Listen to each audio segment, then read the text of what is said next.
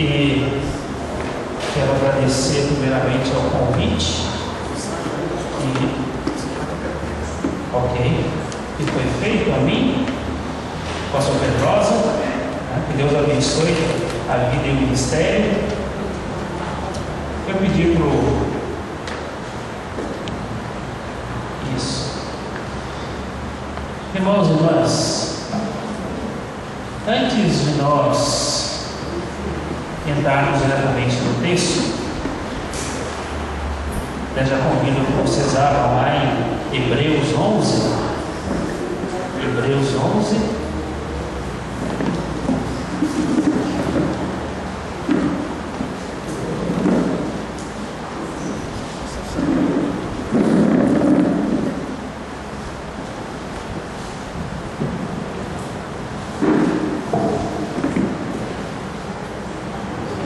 Uma coisa que é importante dizer, desde que o pastor Pedrosa me passou o tema, é que falar de fé verdadeira, bíblica, de fé da ilusão, hoje é um desafio.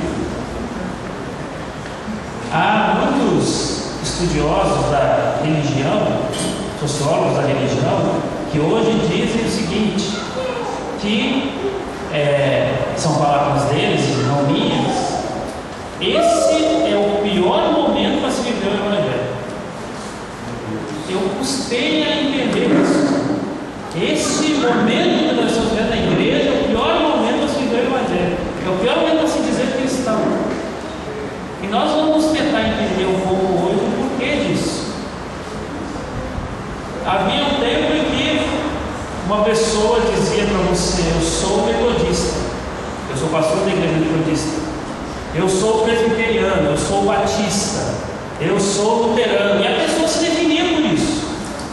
E ela nascia assim, ou se convertia naquela igreja e ficava naquela igreja até a sua recolhida. Hoje você pode ter uma pessoa que na segunda vai numa igreja, na terça vai na outra, na quarta vai na outra, na quinta vai na outra, e no domingo ela vai na igreja dela porque ela é fiel. Tá? Como que nós podemos entender esse tipo de fé e como viver a fé hoje? Isso é o que nós vamos tentar conversar aqui hoje. Eu convido você que abra a sua Bíblia lá em Hebreus 11. Eu vou ler do verso 1 até o 29. Hebreus 11, de 1 a 29.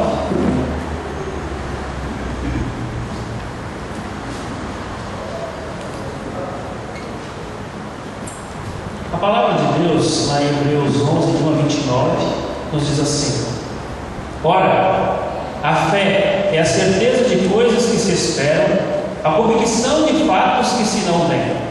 Pois, pela fé, os antigos obtiveram bom testemunho.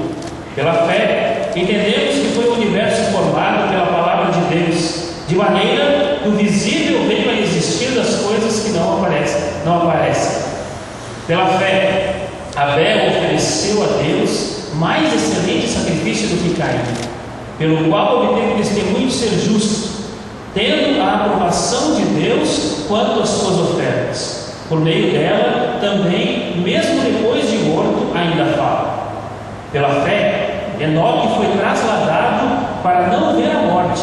Não foi achado porque Deus o trasladara, pois antes de sua transladação obteve testemunho de haver agradado a Deus. De fato, sem fé é impossível agradar a Deus. Porquanto é necessário que aquele que se aproxima de Deus creia que Ele existe e que se torna galardoador dos que o buscam. Pela fé, Noé, divinamente instruído acerca de acontecimentos que ainda não se viam, e sendo temente a Deus, aparelhou uma arca para a salvação da sua casa, pela qual condenou o mundo e se tornou herdeiro da justiça que vem da fé. Pela fé, Abraão, quando chamado, obedeceu, a fim de ir para o lugar que devia receber por herança, e partiu sem saber aonde ir. Pela fé, peregrinou na terra da promessa, como em terra alheia, habitando em tendas com Isaque e Jacó, herdeiros com ele da mesma promessa. porque aguardava a cidade que tem fundamentos, da qual Deus é o arquiteto e edificador. Pela fé também a própria Sara recebeu poder para ser mãe, não obstante o avançado de sua idade, pois teve por fiel aquele que lhe havia feito a promessa. Por isso, também de aliás, já amortecido, saiu uma posteridade tão numerosa como as estrelas do céu e inumerável como a areia que está na praia do mar. Todos estes morreram na fé, sem ter obtido as promessas, vendo-as, porém, de longe e saudando-as e confessando que eram estrangeiros e peregrinos sobre a terra. Porque os que falam desse modo manifestam estar procurando uma pátria, e se, na verdade, se lembrassem daquela de onde saíram, teriam a oportunidade de voltar. Mas agora aspiram a uma pátria superior, isto é, celestial.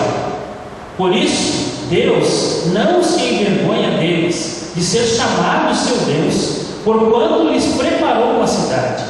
Pela fé, Abraão, quando posto à prova, ofereceu Isaque, estava mesmo para sacrificar o seu unigênito, aquele que acolheu alegremente as promessas, a quem se tinha dito: em Isaque será chamada a tua descendência. Porque considerou que Deus era poderoso até para ressuscitá-lo dentre os mortos, de onde também figuradamente o recobrou. Pela fé, igualmente Isaque abençoou Jacó e Esaú acerca de coisas que ainda estavam para vir. Pela fé, Jacó estava para morrer, abençoou cada um dos filhos de José e, apoiado sobre a extremidade de seu bordão, adorou. Pela fé, José, próximo do seu fim, fez menção do êxodo dos filhos de Israel, bem como deu ordens quanto aos seus próprios ossos. Pela fé, Moisés, apenas nascido, foi ocultado de seus pais durante 3 meses, porque viram que a criança era formosa. Também não ficaram amedrontados pelo decreto do rei.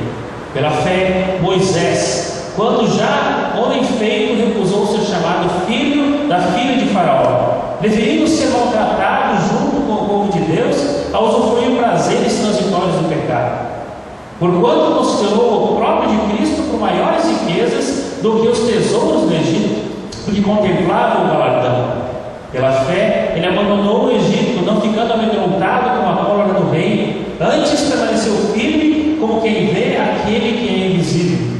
Pela fé, celebrou a Páscoa e o derramamento do sangue para que o exterminador não tocasse nos primogênitos dos israelitas. Pela fé, atravessaram o mar vermelho como por terra seca, tendo os egípcios foram tragados de tudo. Amém? Amém. Esse capítulo que li é conhecido por nós como o capítulo dos heróis da fé.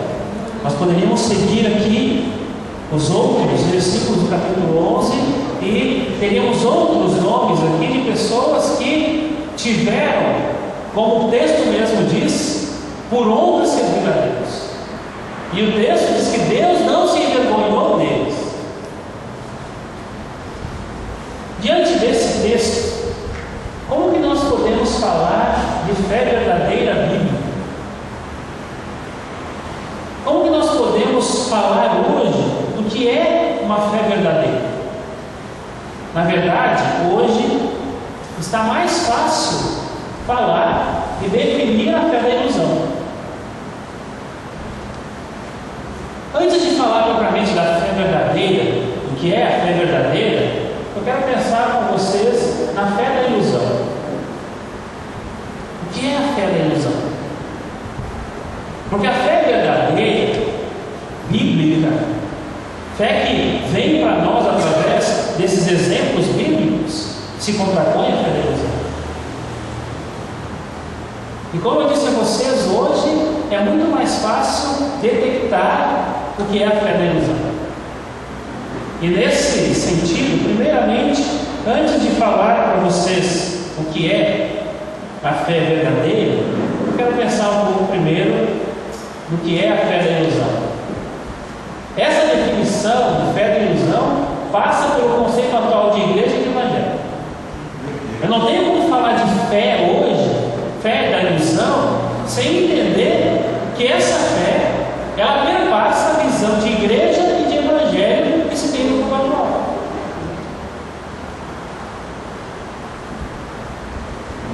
Como é a prática do evangelho hoje? Já pensou? Bom, na prática, muitas comunidades, muitas igrejas dizem assim: venha para Cristo, para a nossa igreja, porque nós temos a solução para você. Tá? Então venha, nós temos a solução. Tem até uma igreja muito conhecida na mídia que diz: não sofra. O modo dela é esse: não sofra. Venha para nós e você não vai sofrer.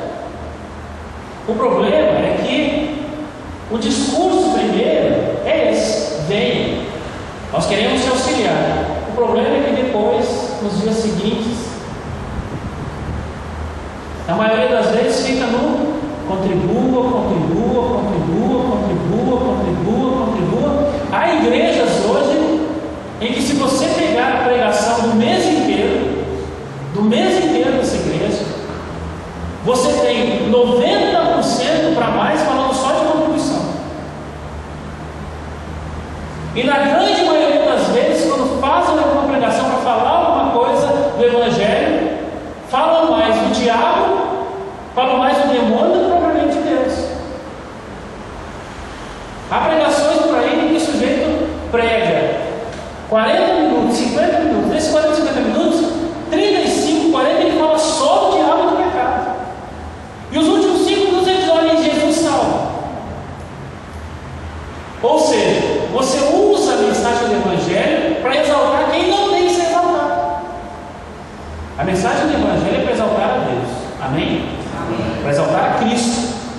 É para dizer que Cristo salva, resgata.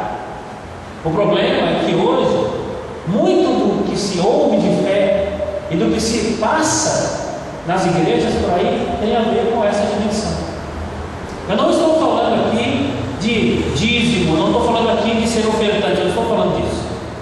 Eu digo lá na igreja de Pinheiros, na igreja que eu pastorei, eu não discuto dízimo com membro de igreja. Dízimo é compromisso de fé. Se você assumiu ser membro de uma comunidade, se você faz parte daquela comunidade, foi batizado ali, um dos votos que você fez foi esse. Não tem o que discutir. Não tem o que discutir. O membro é dizimista e deve ser ofertante também, ponto. O problema é quando, dentro de algumas comunidades, hoje só se foca nisso. Só nisso.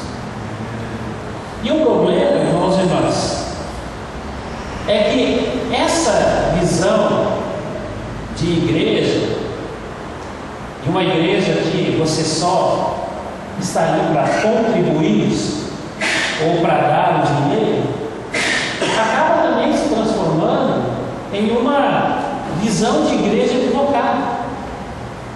Porque as pessoas acabam indo para as igrejas, muitas vezes, só para ter. Ou, como diz o Hernandes Dias Lopes, elas vão pela bênção e não pelo Deus da bênção. Como está a imagem da igreja local dos dias de hoje? Você já pensou nisso? Qual é a imagem que se tem da igreja local hoje? O que eu vou mostrar para vocês agora são imagens que eu peguei da internet. Tá? São imagens de domínio público. Você vai na internet e as imagens estão lá. Talvez alguns que já foram meus alunos aqui dentro ainda tenham visto essas imagens. Sexta-feira forte do desencapetamento total. Oração e fechamento de corpo.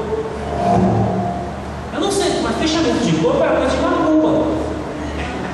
Não era isso? Eu aprendi assim. Eu tenho dois tios de uma tia lá no Rio Grande do Sul, eu sou lá de Santa Maria do Rio Grande do Sul, que têm terreiro. São pais de santo, eles fazem fechamento de corpo. Lá no terreiro. Aí você tem uma igreja onde você tem um desencapetamento total. Oração para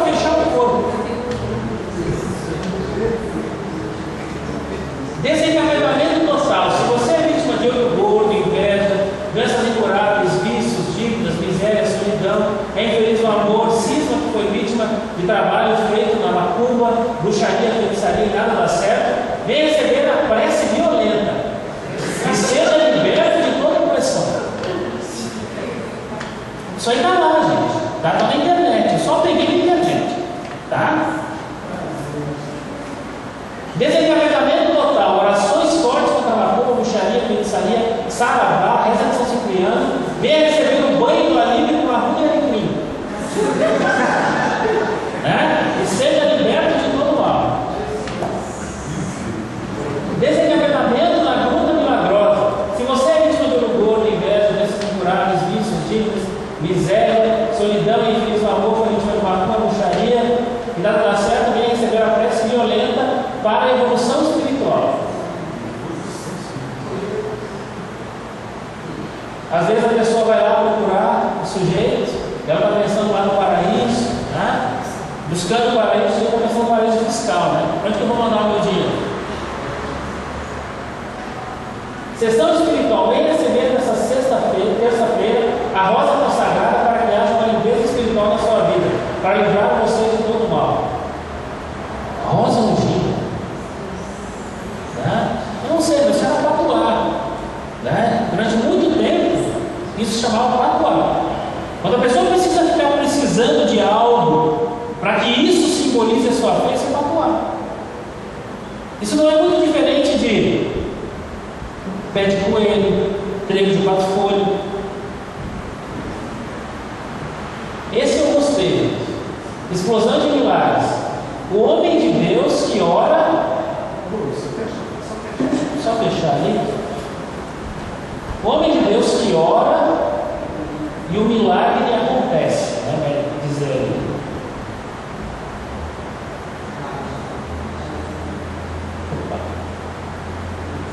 O homem de Deus que ora e o milagre acontece na hora. Olha só o ora dele. O surdo ouve, o paralítico anda, o cego vê e o câncer sai em nome de Jesus. Você que está gordo, acima do peso, quer ficar magro, o homem de Deus ora e a pessoa fica magra na hora. Vem mesmo. Eu estou precisando. Casa de oração do meu pai. Faz todo tipo de tratamento. Cura-se câncer, mongoloide e AIDS. Tem que vir com fé. Tá? Essas imagens, gente, que eu coletei aí, mostram para nós uma visão de igreja e de fé muito distorcida. E mostram uma visão de igreja e de fé distorcida porque a fé da ilusão tem muito a ver com barganha, negociar. O que é uma barganha? Barganha é quando eu dou uma coisa, mas eu quero outra. Negociar faz muito parte do jogo político, né? O que o político faz? Ele chega para você e diz assim: olha, eu libero lá para você uma verba, eu libero tal documento, mas eu quero saber o que eu vou ganhar com isso. É o velho discurso, o que eu vou ganhar com isso? Muitas vezes, quando nós estamos olhando para algumas dessas comunidades, e ali só estão representadas algumas, tem várias outras, muitas dessas comunidades acabam indo para o lado da fé da ilusão, fazendo barganha com Deus, negociando com Deus. E o problema, né, é que esse tipo de fé acaba deixando a pessoa mentir. A pessoa adoece dentro dessa fé, porque ela não tem firmeza, porque ela não tem coragem para viver, ela está dependendo disso. A fé verdadeira nos dá segurança, a fé verdadeira nos dá base, a fé da ilusão não dá isso. Como o nome já diz, é ilusório mesmo. Qual a diferença, qual é a característica de uma fé da ilusão? É uma fé adoecida. Tá? As pessoas que estão presas a essa fé da ilusão acham que podem manipular Deus. O pastor Enéas, que vai vir aqui amanhã, se não estou enganado, o pastor Enéas ele diz que, é um termo que eu aprendi com ele, né? Que Há pessoas que entendem Deus como o jeito da lâmpada de Aladim. Sabe? O que é o jeito da lâmpada? Você vai lá, esfrega a lâmpada, o jeito aparece e tem que fazer o que você quer. Se ele não fizer o que você quer, tem que voltar para a lâmpada. Então, a fé da ilusão acha que pode manipular Deus. Que Deus tem que fazer aquilo que o sujeito quer.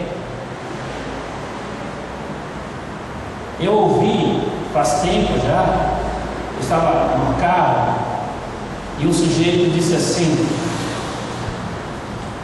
parei lá numa estação, para uma pregação lá de um sujeito, de vez em quando eu ouço um pequeno falando, e ele disse assim, você tem que vir para a minha igreja, porque aqui na minha igreja eu mando e Deus faz.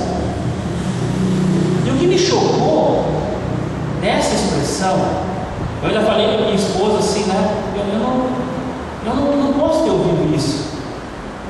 Ele não deve estar falando sério.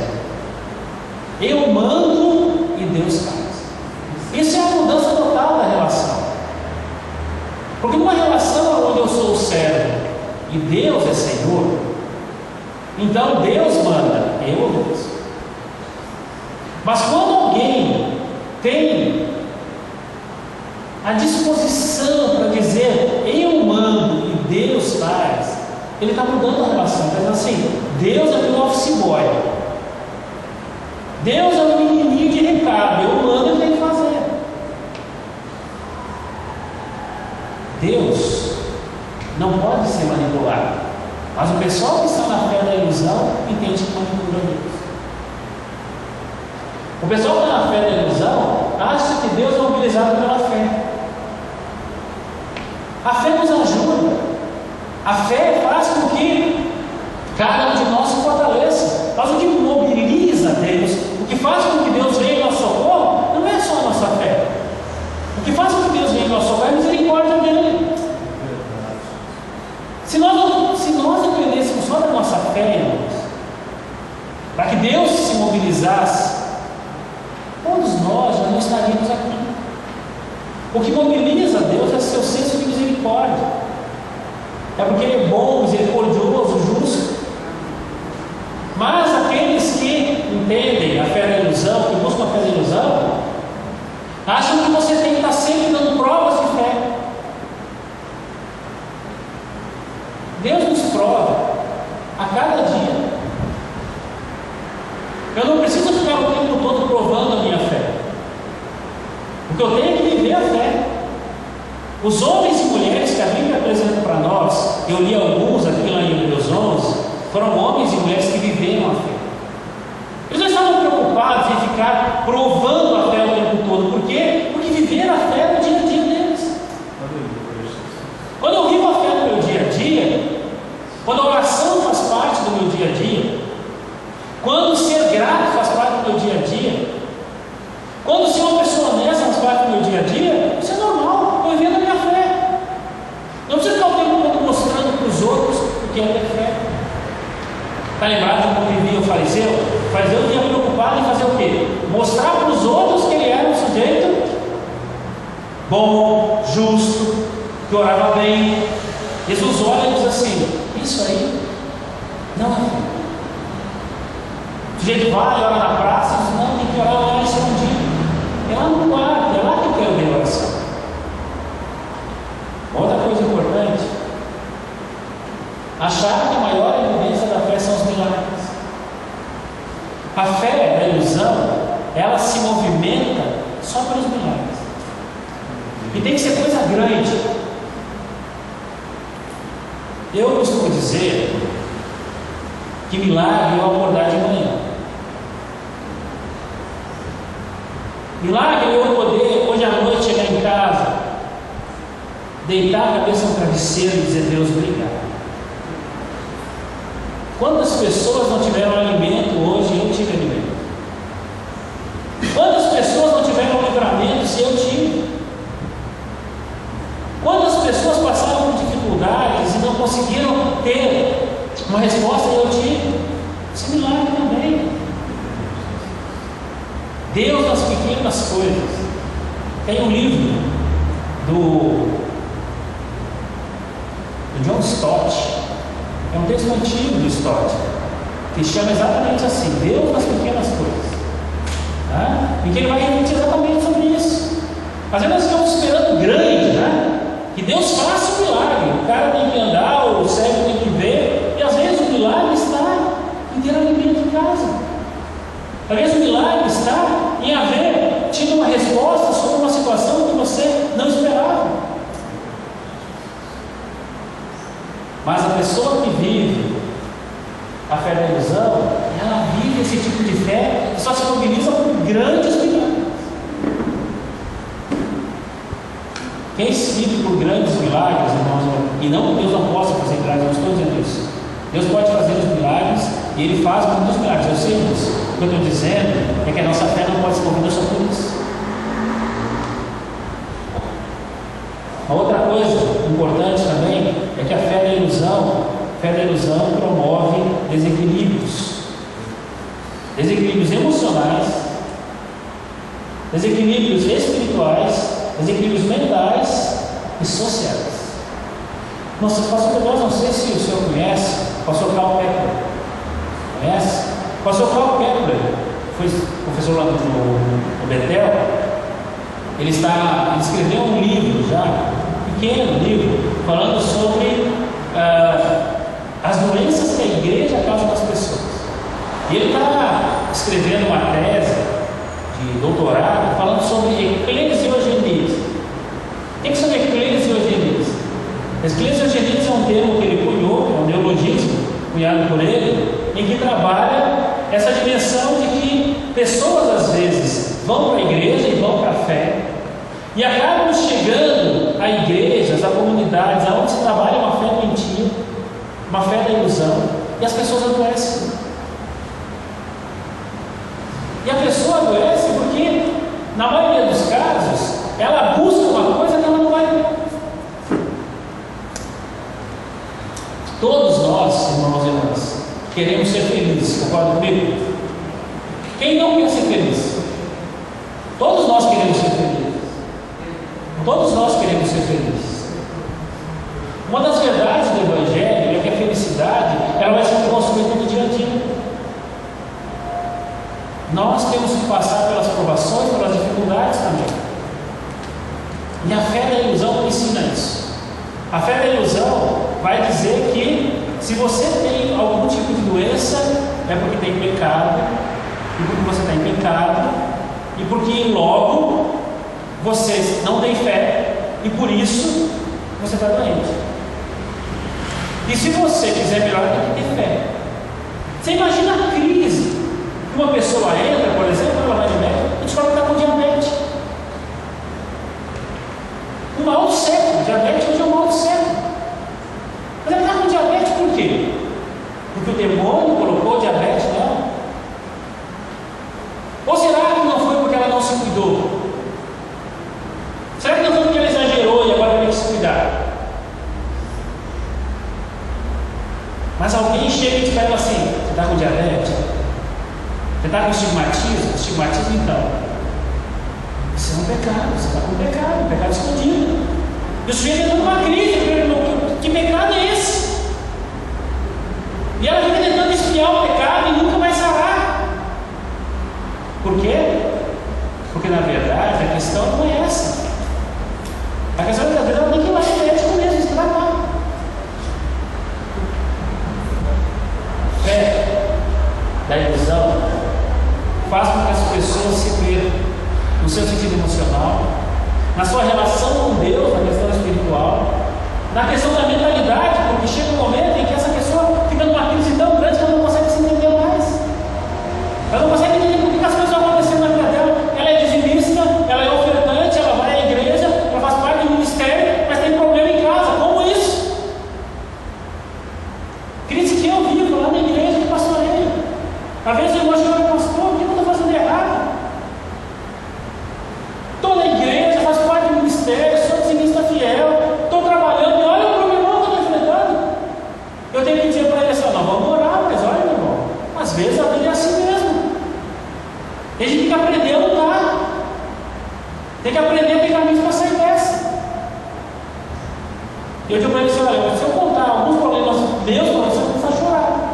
Você vai ver que nós começamos a chorar. Mas a questão é como que a fé me ajuda a vencer esse desafio. Como que a fé me ajuda e me fortalece para vencer isso? Não é mágica. Não é como diz o pastor Enéas, a lâmpada de Aladim, Deus vai lá e não resolve todos os problemas. Não. A fé nos ajuda a entender como que eu posso me fortalecer para passar por isso. Mas imagina a cabeça de alguém que não consegue entender isso. Alguém que entende que está vivendo aquela fé e que essa fé tem que dar resposta e ele tem que estar curado e ele tem que ter dinheiro, e ele tem que ter um carro novo, ele tem que ter uma casa nova, e se não tiver isso, porque tem pecado. E às vezes não é porque tem pecado, às vezes é porque ele tem que trabalhar mais. Às vezes é porque o trabalho que ele tem não dá sustento, ele não tem uma casa nova. Mas o sujeito fica lá. E isso faz com que o sujeito entre em parafuso. E aí os problemas sociais também. Ele não consegue mais se entender dentro da própria sociedade. A fé da ilusão causa danos e desequilíbrio em todas essas áreas. Mas uma coisa interessante da fé da ilusão, irmãos, é que a fé da ilusão, ela é sedutora. Né? O cara chega para você e diz assim: vem para cá que eu vou resolver todos os seus problemas. Eu vou fazer a campanha dos 40 dias, certo? E nesses 40 dias vai tudo ser solucionado. Ou a campanha dos 21 dias, ou a novena tal, e por aí vai. E nesse você vai fazer isso, vai resolver o problema. Não é sedutor um negócio desse? Se olhar e dizer assim: poxa, é só ir lá 40 dias, orar e tá tudo certo. Sedutor. O discurso é sedutor.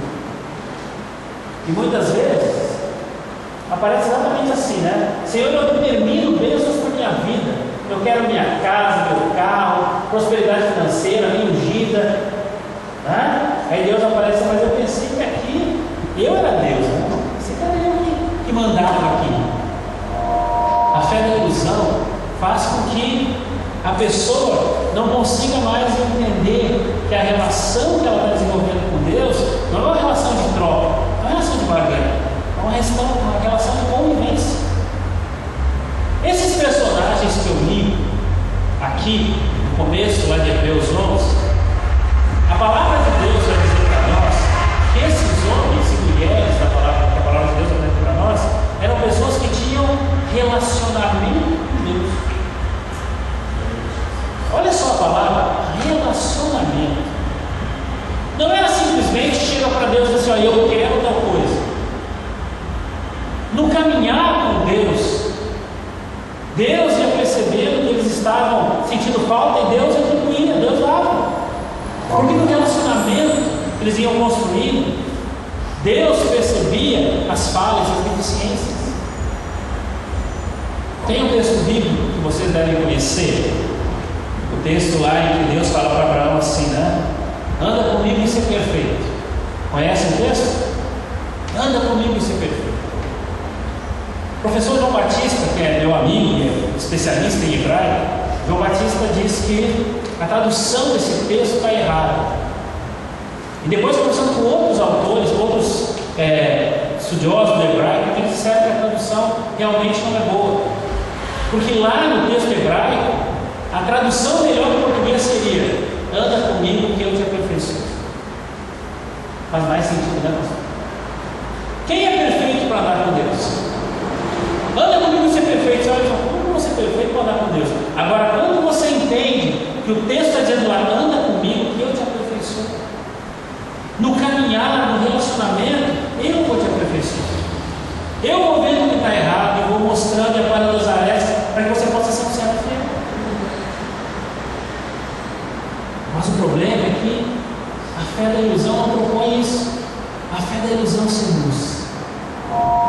Hoje, eu conheço, por exemplo, seminaristas. Não sei se o pastor Pedrosa já conheceu alguns.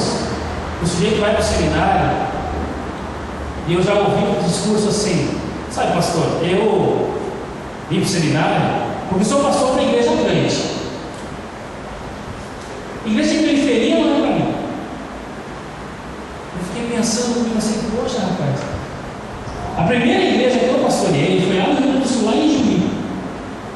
O bispo me chamou Eu era solteiro na época. O bispo me chamou, o bispo Rosalino, me chamou e disse assim: olha, estou te mandando para uma igreja lá em Juí, igreja metodista lá em Juí. Há 6 meses o pastor não recebe salário lá. Uma igreja pequena, tem problema, não passa fome, disse o bispo.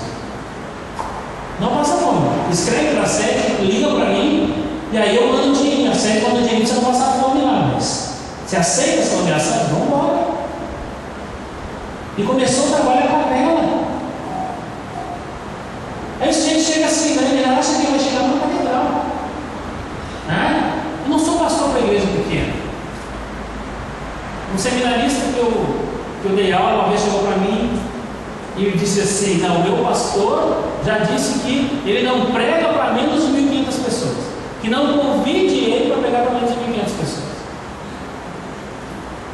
Aí eu olhei para ele e disse: rapaz, tem um tal de Jesus que pregou para uma mulher só, você não fala dele? A samaritana? Não. Tem um tal de Paulo que pregou para meia dúzia. Tem um tal de Pedro que saiu da onde ele estava para pregar para um romano chamado Cornélio. Já ouviu falar disso? Para um só. Olha que tipo de gente que está produzindo. Não prega para menos de 1.500 pessoas. Jesus não fazia isso, graças a Deus. Na minha experiência de conversão, quando eu tinha experiência de conversão, tinham 40 pessoas na sala. E Deus falou comigo ali. A fé da ilusão faz com que as pessoas comecem a trabalhar com esses conceitos. Eu sou o cara. Minha igreja é a igreja. Sabe qual é a melhor igreja? Sabe qual é a melhor igreja? A minha igreja. Sempre digo isso. Quando eu sair de igreja vai ser a próxima. Né? Qual é a melhor igreja? A igreja do todo. Essa é a melhor igreja. Tem os seus problemas, os seus dificuldades, mas essa é a melhor comunidade. A fé da ilusão não diz isso. A fé da ilusão propõe e diz o seguinte: é a minha igreja. E ela é melhor que todas as outras. E não tem igreja melhor. E às vezes o sujeito se deixa levar por esse discurso. Mas tudo isso que eu falei até agora tem a ver com a fé da ilusão. Tá? Essa fé que tenta manipular, essa fé que tenta fazer jogo, essa fé que tenta barganhar, essa fé que se coloca acima dos outros, essa fé que não é agradecida. Mas quando nós vamos para Hebreus 11, Hebreus 11 diz que é a natureza da fé para nós. Hebreus 11 define para nós o que é fé. Todos nós conhecemos os primeiros versículos de Hebreus capítulo 11, que diz assim: ora, a fé é a certeza das coisas que se esperam, é a convicção de fatos que se não veem. Fé. Fé é esperar por algo que você não está vendo. Com convicção. É saber que algo vai acontecer e que vai ser o melhor. Fé.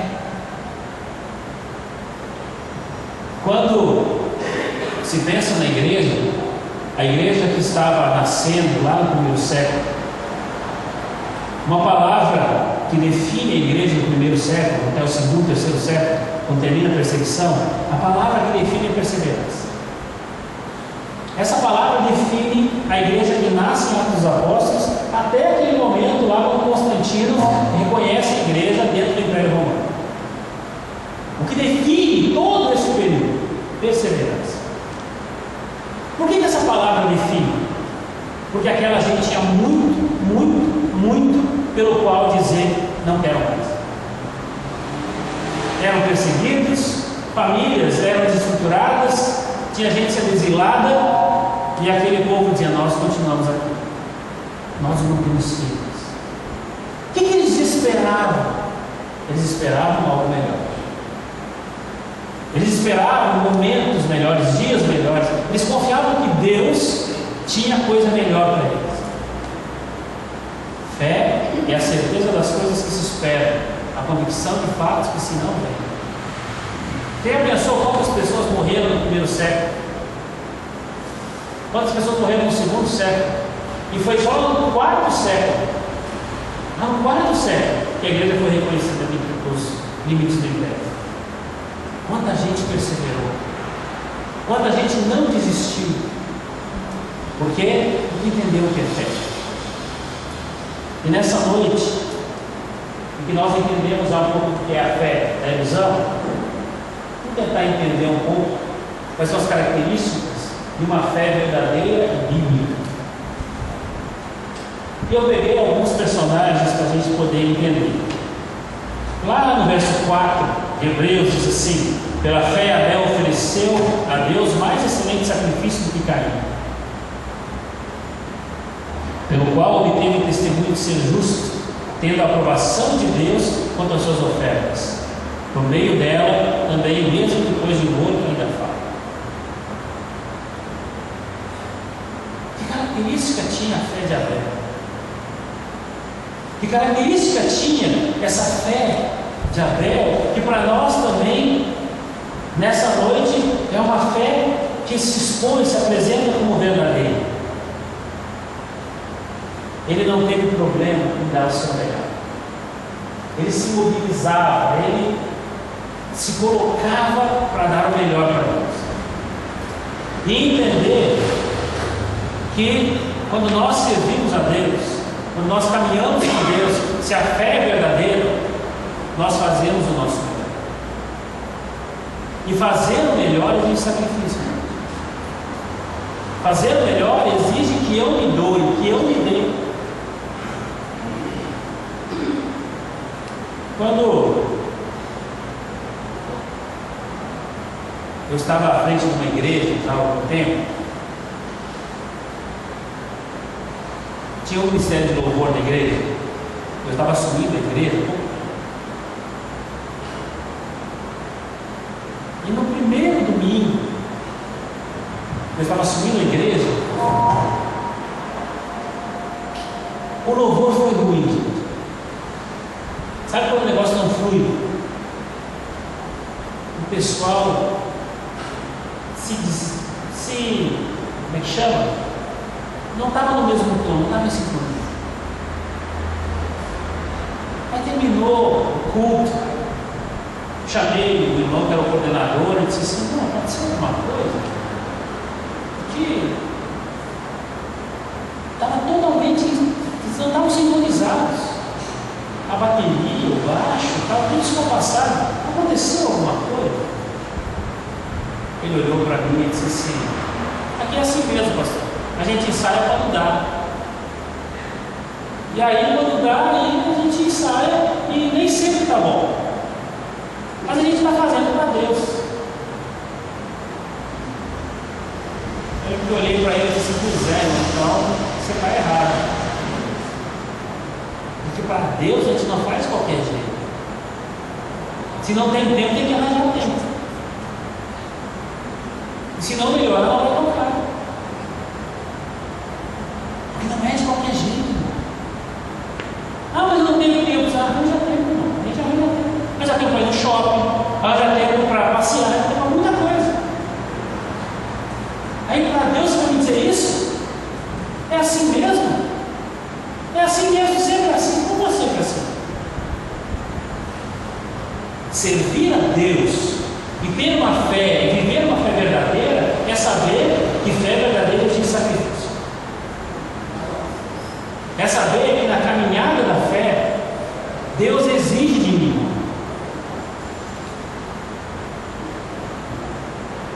Essa visão de uma fé onde eu me jogo e Deus faz tudo por mim, essa fé não é bíblica.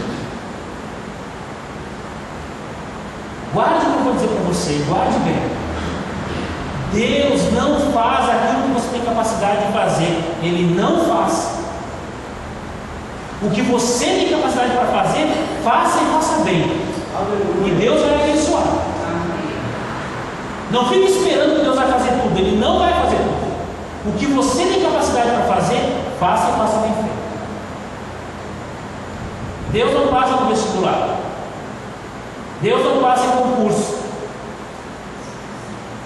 Deus não é o melhor pai, nem uma melhor mãe, nem o melhor filho. Mas Ele me ajuda a ser o melhor pai, a ser o melhor filho, a ser uma melhor mãe. Ele me ajuda a entender algumas coisas lá quando eu estou estudando, a me dar uma luz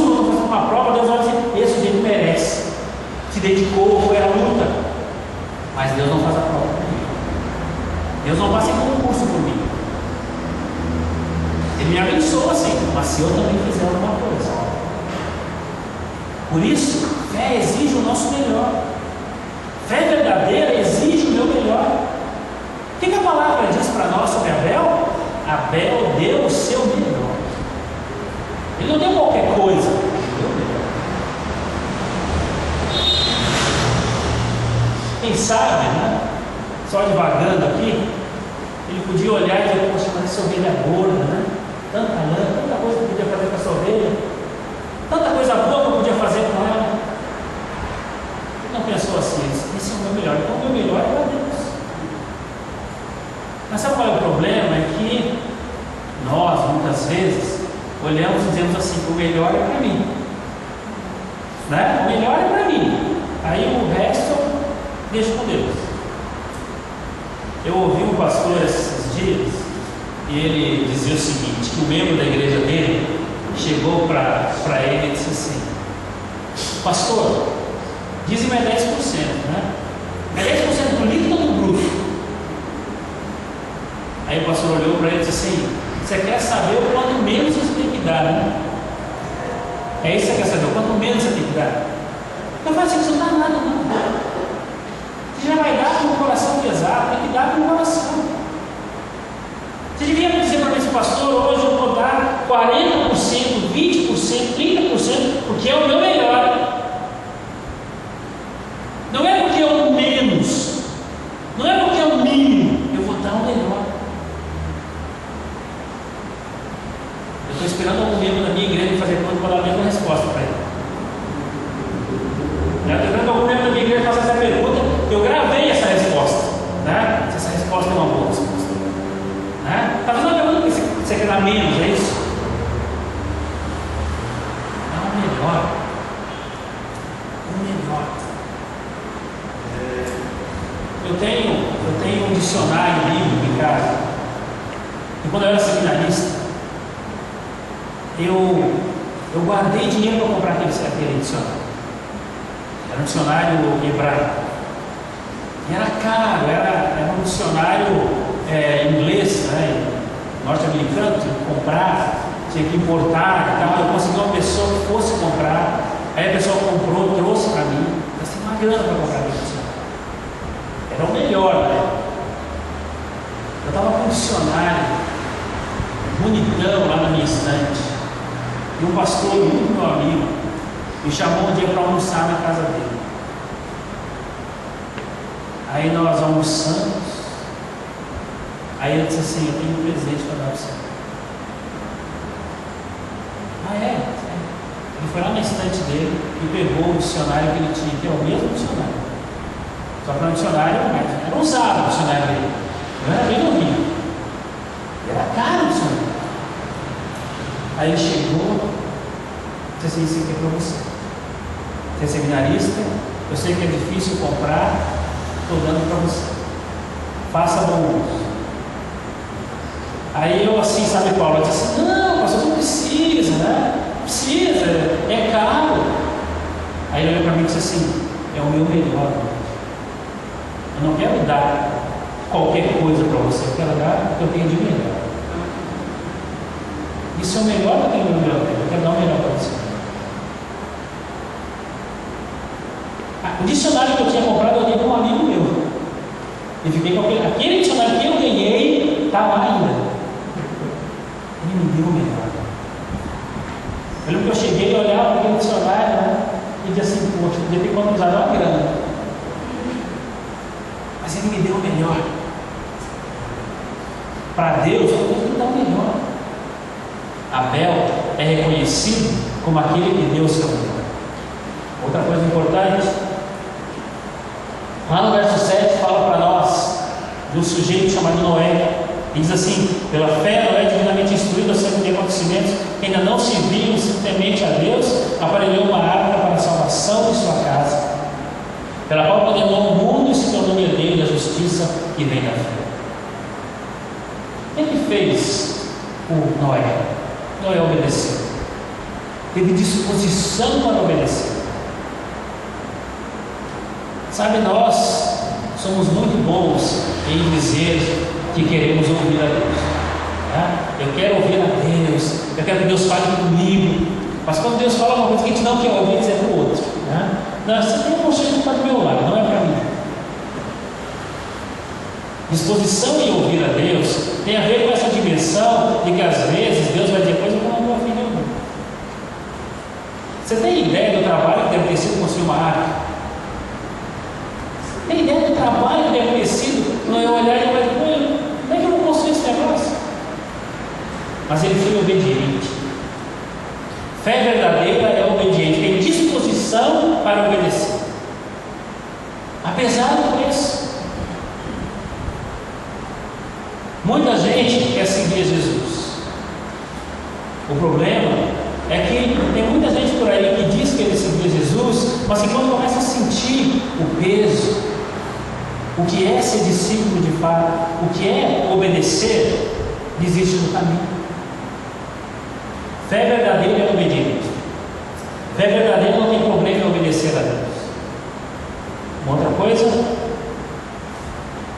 uma fé verdadeira, mesmo diante do incompreensível, reconhece o comando divino. Aqui, o texto lá vai falar de Abraão. Quando Deus pede a Abraão seu filho. Quando Deus pede para Abraão uma coisa que seria incompreensível. Fala sério. Aqueles que já tiveram experiência com Deus aqui, já não tiveram situações aonde Deus pediu para você alguma coisa e você não entendeu? Já não passou por isso? Eu já passei mais de uma vez. De olhar e dizer, não estou entendendo por que isso. Por qual razão? Mas quando você faz, lá na frente você entende. Abraão, naquele momento, não entendeu. Como nós, muitas vezes, também não entendemos os desígnios de Deus, o caminho de Deus. O importante é obedecer. O importante é confiar. O importante é saber que se Ele está ordenando, se Ele está pedindo, e está nos dando discernimento para entender que é um pedido dEle, então faça. Faça, porque lá na frente você vai entender. Tem coisas que a gente não entende hoje, só vai entender lá na frente. É assim. Outra coisa importante.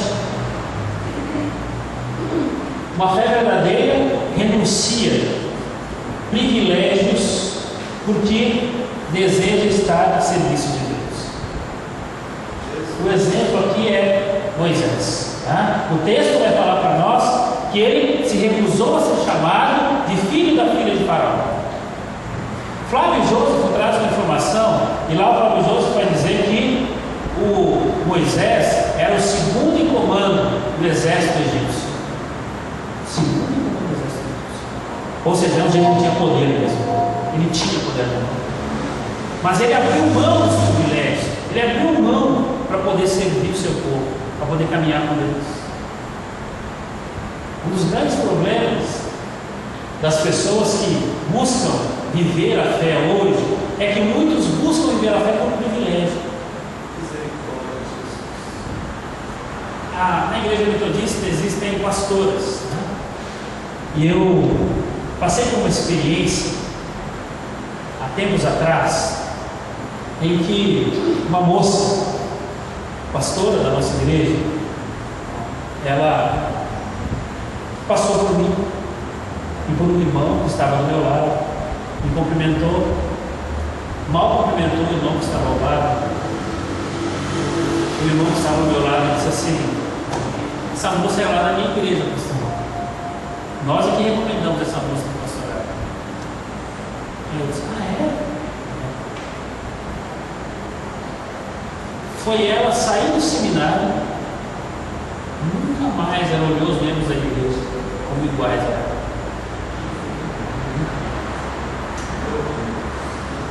Eu fiquei olhando para ela assim, eu falei para você: isso é sério isso que eu falo?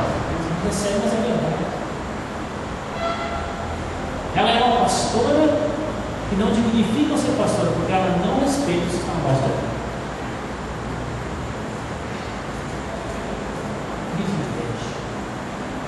Eu sou o bambambam, eu sou o cara, eu prego, eu faço, eu aconteço, eu sou missionário, eu sou obreiro, você é servo.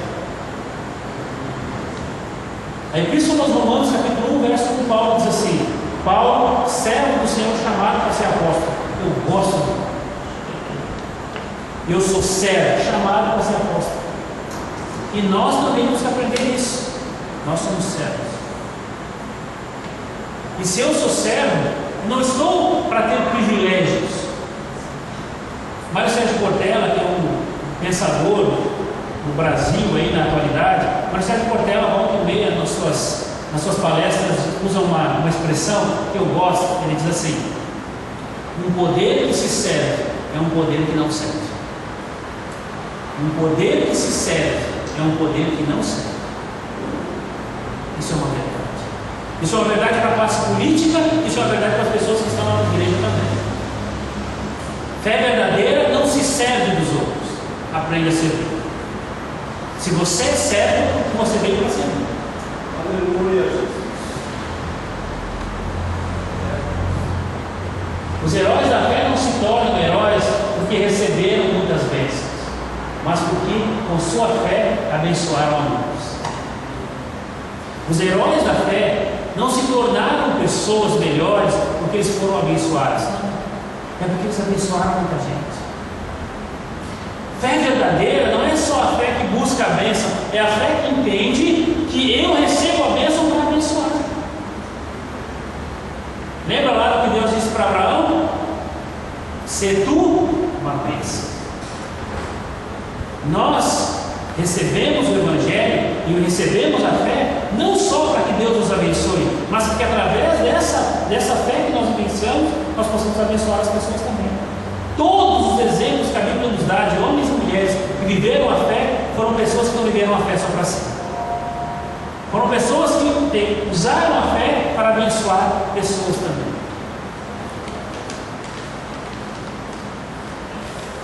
Uma fé verdadeira agrada a Deus. Sem fé é impossível agradar a Deus. Foi pela fé que as pessoas do passado conseguiram a aprovação de Deus.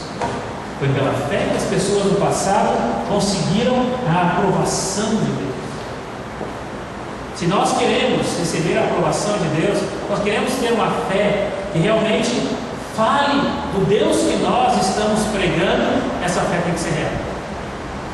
E essa fé não pode ser determinada pelo que eu vou ganhar, mas sim pelo Deus que eu vou servir.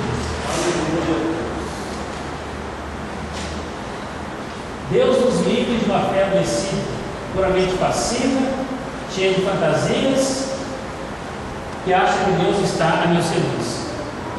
Nós não podemos, enquanto crentes, enquanto homens e mulheres que vivem a fé, entender que a nossa fé é uma fé passiva, em que tudo depende de Deus, muita coisa depende de nós, da nossa experiência, do nosso testemunho.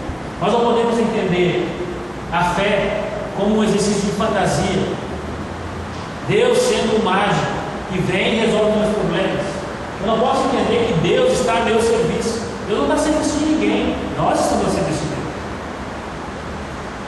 Por isso, é preciso perguntar se a sua fé tem traços de uma fé verdadeira a Deus. Será que a sua fé e a minha fé tem esses traços? Uma fé verdadeira? Será que ela tem os traços de uma fé como a de Saul, de Abel, né? Que ofereceu o melhor sacrifício a Deus? Nós temos oferecido o nosso melhor, temos dado o nosso melhor. A fé que nós falamos e que nós queremos levar às pessoas é essa fé que é capaz de fazer o sacrifício, que é capaz de dar o seu melhor. Será que nós temos aprendido com o Noé a pagar o preço, a ir até o fim? Será que nós temos aprendido a, mesmo não entendendo, seguir o caminho, mesmo não compreendendo por que fazer a vontade de Deus?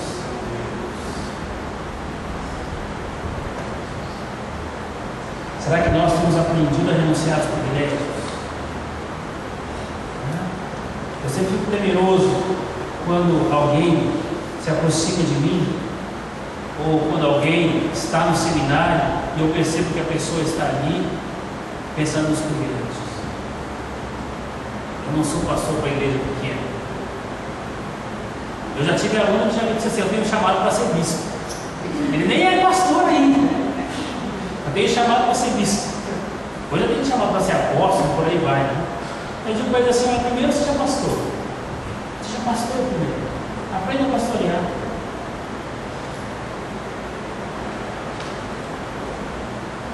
A fé verdadeira não é aquela que fica esperando Deus trabalhar a nosso favor, mas ela se lança numa caminhada com Ele para que a vontade dele se cumpra na terra. A fé verdadeira é aquela que caminha com Deus. A fé verdadeira é aquela em que o sujeito está disposto a caminhar com Deus. A fé verdadeira é a fé que constantemente devemos trazer à memória que Jesus é o caminho, a verdade e a vida. Essa é uma fé verdadeira. Uma fé verdadeira é aquela que constantemente traz à nossa memória que nós vivemos para a vontade de Deus e para fazer a vontade do Senhor. Uma fé verdadeira é aquela que faz com que eu entenda que essa fé dá sentido para a minha vida. O que dá sentido na minha vida não são os bens que eu tenho. O que dá sentido na minha vida não é a conta no banco.